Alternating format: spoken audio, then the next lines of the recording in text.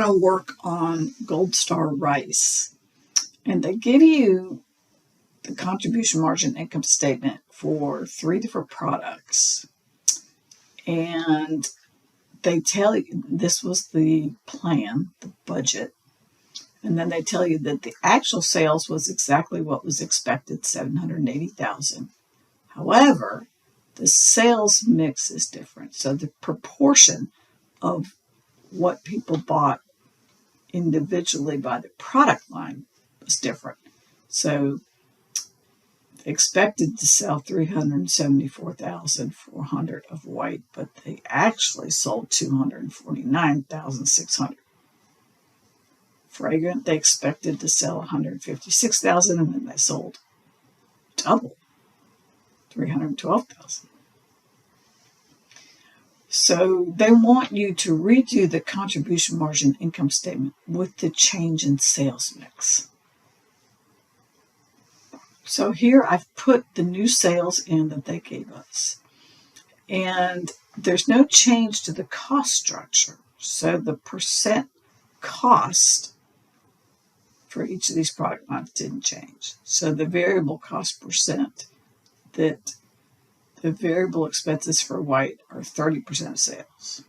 If you have to go buy some more, that's the price is going to be 30% of sales. For fragrance, it's going to be 80% of sales. For loom sand, it's going to be 55% of sales. So we know that. So for white, we can figure out variable expenses because it will be sales times the variable cost percent. And then contribution margin, you can get either way. You can take sales times that 70%, or you can do sales minus your variable cost. You get the same answer either way.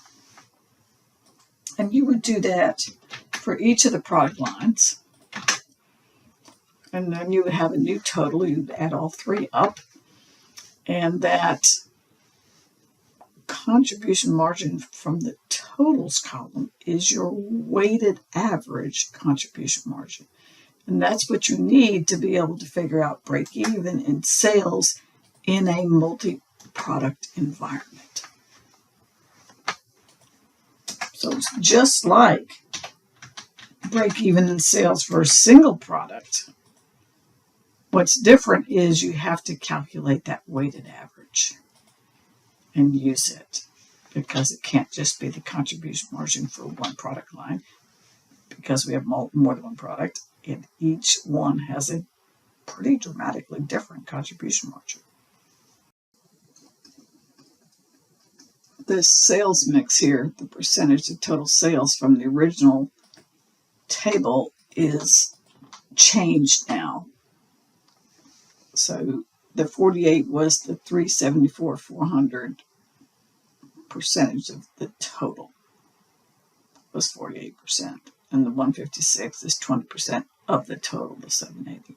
But now that the sales mix has changed, that percent has changed. So let's see what that percent is. So now 249 divided by the total is 32%.